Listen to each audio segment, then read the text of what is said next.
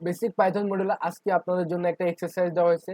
আর আজকের এই এক্সারসাইজে বলা হয়েছে কি, ইউজারকে আপনি জিজ্ঞাবেন 3টা নাম্বার ইনপুট দিতে, এবং আপনার কাজ হলো 3টা নাম্বারের এভারেজ বের করা।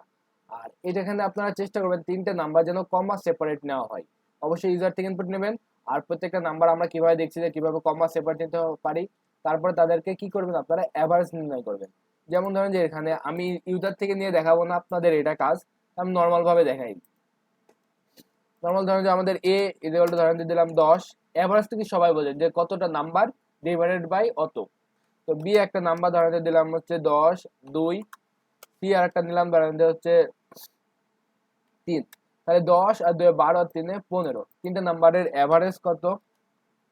এ প্লাস বি প্লাস সি, তিনটা নাম্বারের যোগফল। এটা তো কিন্তু সাধারণ নিয়ম, আপনারা সাধারণভাবে 5 6 এ যেটা করছেন যে এভারেজ নির্ণয় করা, যে যতটা নাম্বার তাদের যোগফল ডিভাইড বাই যতটা সংখ্যা। আমাদের সংখ্যা কতটা? 3টা, তাহলে এখানে কত? 3 দ্বারা ভাগ। তো এবার যদি আমরা প্রিন্ট করি এভারেজকে, তাহলে দেখতে পাবো যে আমাদের এভারেজ কত আছে? 5.0।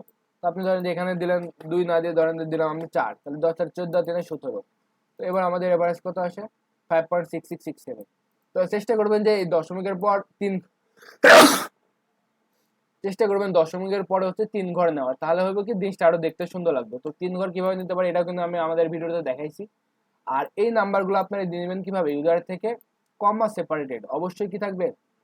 কমা সেপারেট। ইউজারের ইনপুট দিবে কিভাবে? যে এরকম যে 10, ধরেন যে আমি একটা ইনপুট নেওয়া দেখাই, যে এখানে এই জায়গাটা দেখাইছিলাম যে কিভাবে আমরা কমা সেপারেট নিতে পারি। তো এই জিনিসটা আমরা দেখাবো না এই ভিডিওতে, আপনাদের জন্য এটা এক্সারসাইজ থাকবে, সবাই এটা করবেন আশা করি।